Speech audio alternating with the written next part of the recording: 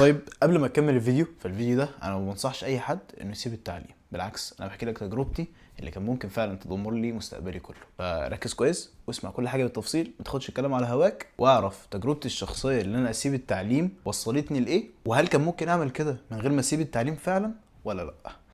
بصراحة مين فينا بيحب التعليم؟ مين ما جاتلوش الفكرة ان هو يسيب التعليم؟ كلنا فكرنا في نفس الفكرة، بس انا قررت ان انا اخد قرار فعلا في المشوار ده.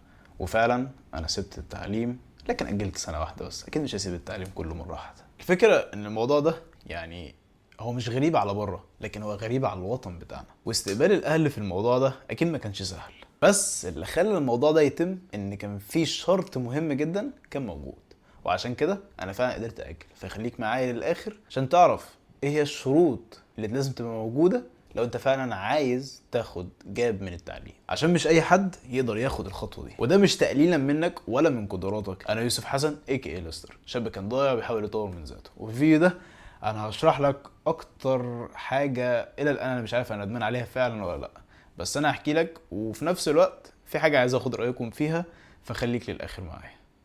انا طالب هندسة، يعني المفروض دلوقتي اكون في سنة تانية. وفي سنة اولى ابتديت صناعة محتوى، وبصراحة جبت GPA او مجموع دراسي بصراحة يعني مكسوف اللي انا اقوله، بس هو كان وحش جدا. ومع تدريبي للناس فالموضوع كان فيه ضغط كبير جدا، وده اللي ادى ان انا اجيب مجموع مش كويس. وفي نفس الوقت في فكرة مشروع كنت عايز اعملها من زمان، وجات لي الفرصة ان انا اعملها.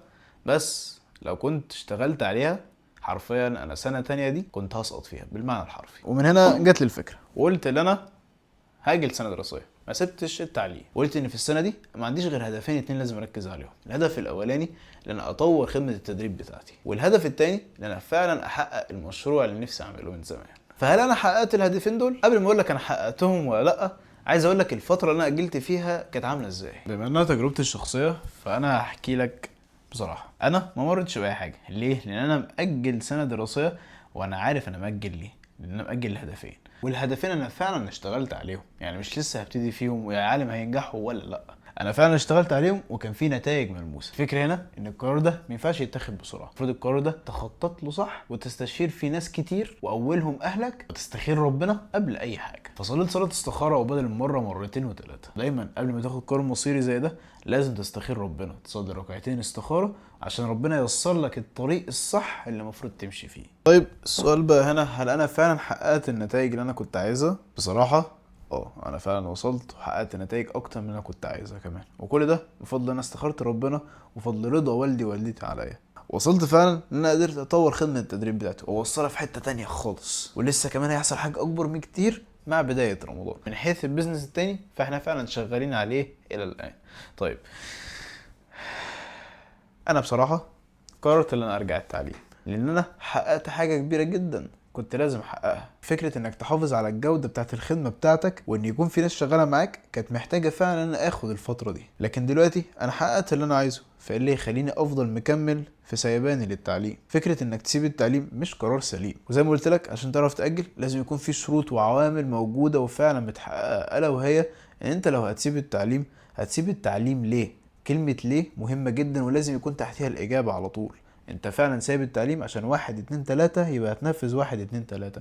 نفذتها ما تتماداش في الموضوع ده. انا مؤمن ان التعليم مهما كان البلد، مهما كان النظام وحش او حلو، مفيد ومهم، لان هو ده اللي بيفتح لك افاق التفكير، هو ده اللي بيخليك تعرف طريقك هو ايه بالظبط. فقرار زي ده اوعى تاخده بناء على مشاعر موجودة عندك. وقرار زي ده لازم تتأكد انك قادر ماليا انك تصرف على نفسك، ما تخليش والدك يصرف عليك. فكوني خلاص هرجع، حابب اقولك ان انا مش ندمان على القرار ده. بالعكس، هو علمني حاجات كتير وفهمني قد ايه ان التعليم مهم جدا. ومهما كان نجاحك ومهما كنت بتعمل فلوس قد ايه، هيفضل لسه في حاجات لازم تتعلمها. فرسالتي لاي طالب نفسه ان هو يسيب التعليم، طول ما انت مش عارف انت عايز تعمل ايه ولا توصل لايه، فانسى القرار ده خالص وشيله من على دماغك. كمل في دراستك، صدقني ده احسن طريق تقدر تمشي فيه. كمل دراستك، رؤيتك لطريقك بتبتدي تبان واحده واحده. فمن الاخر شيل الفكره دي من دماغك، ولا هتعمل نفس الحركه المجنونه اللي انا عملتها. يعني استفدت منها، بس حاسس ان انا كان ممكن اعمل حاجه زي دي وانا في تعليمي عادي.